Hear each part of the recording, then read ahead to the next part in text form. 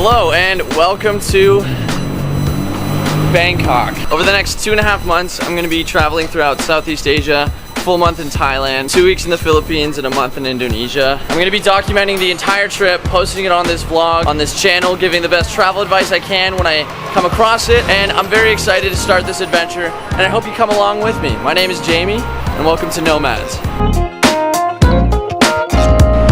Time is about 9:45 in the morning, and I arrived here last night at 12:30 from Ottawa, Ontario, Canada. And the trouble with that is that it took me about 33 hours from the time I left my house to the time I arrived at my hostel. So I haven't been here very long. I've probably been on the streets, which I believe this is Khao San Road, for about 20 minutes. So I'm just starting out. First impressions of Bangkok. 1, it's very, very humid. That's the second I noticed out of the airport. You get hit like a truck of humidity. It's really gnarly, but it's kind of cool. 2, there's tuk-tuks everywhere. Tuk-tuks are the little taxis, like this guy.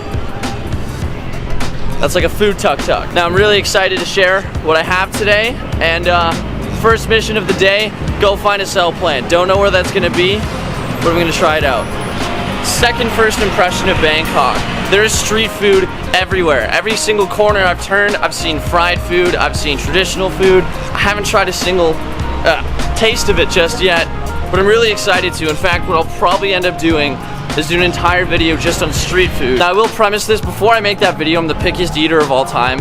I dislike most food, so if I do like something, it's most likely pretty good. Just as a little disclaimer.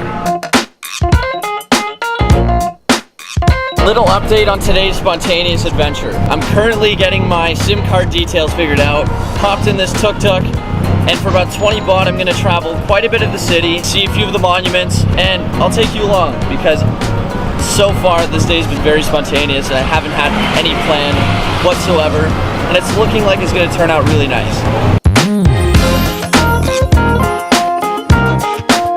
Just got the SIM card situation figured out, so for about 600 baht I got unlimited data and roaming, which is incredible because that's about the equivalent of, I believe, 25 Canadian dollars. You don't get prices like that back home.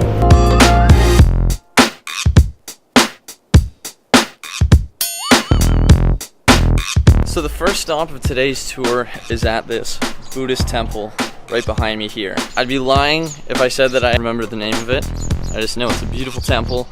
And the thing that I think I like most about this area is that, like any big city, Bangkok is extremely busy, constant hustle and bustle. And if you just listen, the birds and the chirping, it's really peaceful. And it's nice finding corners of cities, especially cities that are as big as this, that have areas that are a little more calm. So I do appreciate it.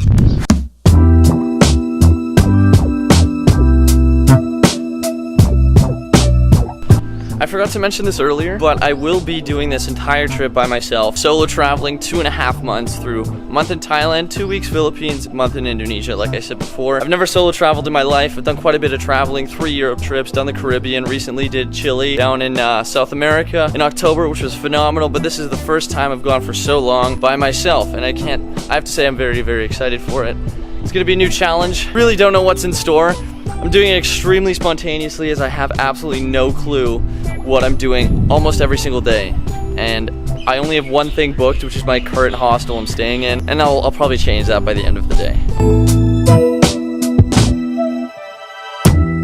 So I've spent maybe the last 15-20 minutes just walking around this little corridor area. If you look, it's kind of like a hidden set of streets and houses just right next to the temple, which I just showed you. And the interesting thing about these homes is that many of them are home to Buddhist monks, and a lot of them, they come here to study, to become educated about religion, languages, and many other topics. And what I really like about finding places like this is you get a little bit off the beaten path and you find areas that a lot of people don't get to experience. Like, it's almost like a mini jungle within Bangkok and within these monk homes, and I think a lot of people really ought to take a few steps to the left or to the right of the main road. So I'm really enjoying this. Bangkok is leaving a very strong first impression.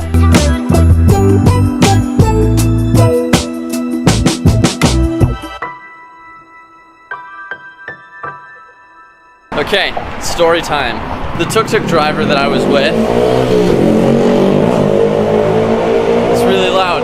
The tuk-tuk driver that I was with dropped me off at this place called a TAT. TAT are tourist centers. You get travel information, you discuss, and you can even book things through the Thai government. And the exchange for that is at these TATs, when these drivers bring you there, if you're there for 10 minutes or longer, they will give them coupons. These tuk-tuk drivers get coupons for gas as an incentive to bring tourists there.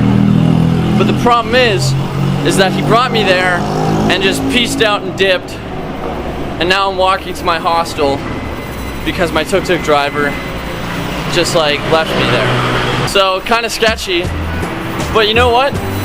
I'm in Bangkok and it's tough to complain when I was only about 500 meters away. And look at this. This ain't Canada.